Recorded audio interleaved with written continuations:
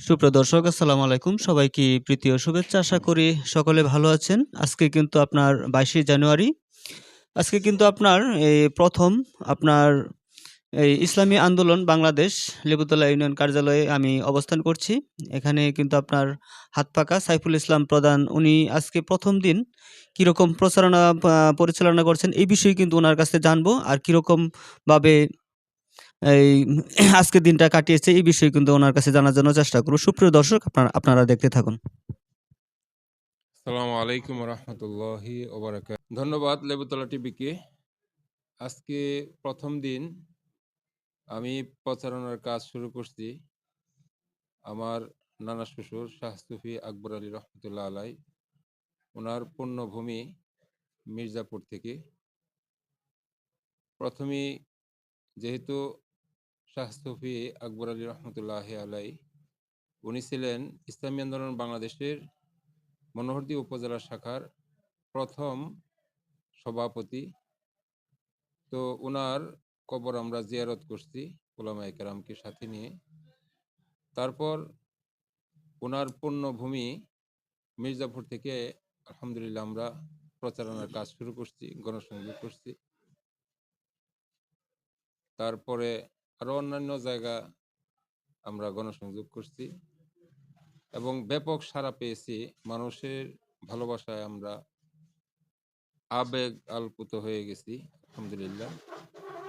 ইনশাল্লাহ আমাদের বিজয় সুনিশ্চিত। আমরা ইসলামের পক্ষে, বাংলাদেশে শরিয়া আইন বাস্তবায়নের জন্য আমরা কাজ করতেছি এবং এতে জনগণ অনেক খুশি। ধন্যবাদ লেবুতলা টিভিকে। আর আরেকটা বিষয় জানবো যে আজকে যে আপনার করেছেন, আপনার এতদিন যে আপনার পরিচালনা করছেন এর ভিতরে কিন্তু আপনার কোনো বিশৃঙ্খলা সৃষ্টি এরকম কোনো পেয়েছেন?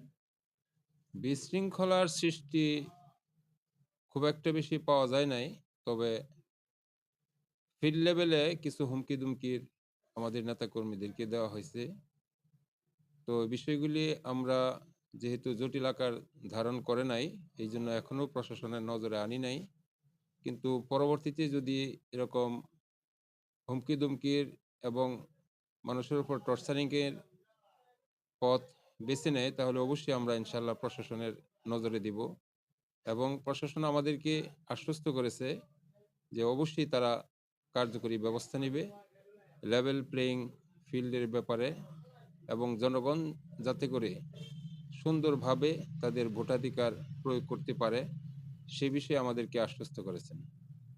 আরেকটা বিষয় জানতে চাচ্ছিলাম যে সেটি হলো যে আপনার অনেক সময় গত যে নির্বাচনগুলো হয়েছে অনেকে কিন্তু ভোট দিতে পেরেছে, অনেকে দিতে পারছে না, কিন্তু পারে নাই। কিন্তু এই মুহূর্তে যে সামনে যে নির্বাচনটা আসতেছে এই নির্বাচনটা আপনারা কতটুকু সুষ্ঠু আশা করতেছেন?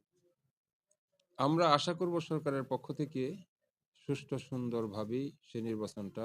কিভাবে সুষ্ঠু মানে ভালোভাবে যদি সুন্দরভাবে সুষ্ঠু হয় তাহলে কি সিস্টেমে নির্বাচনটা হলে পুরোপুরি সুষ্ঠু হবে? বর্তমান সময়ে যেভাবে প্রশাসনিক অবস্থান তৈরি করেছেন এটা যদি ধারাবাহিকতা ঠিক থাকে এবং যদি পর্যাপ্ত নিরাপত্তা ব্যবস্থা কেন্দ্রগুলির মধ্যে নেওয়া হয়, যা ইতিপূর্বে আমরা দেখতে পেরেছি যে প্রত্যেকটা কেন্দ্রের মধ্যেই সিসিটিভি ক্যামেরা স্থাপনের ব্যবস্থা নিচ্ছেন। আর এটা যদি বাস্তবায়ন করা যায় তাহলে আমরা ইনশাল্লাহ আশাবাদী যে সুষ্ঠু একটি নির্বাচন আমরা পাব।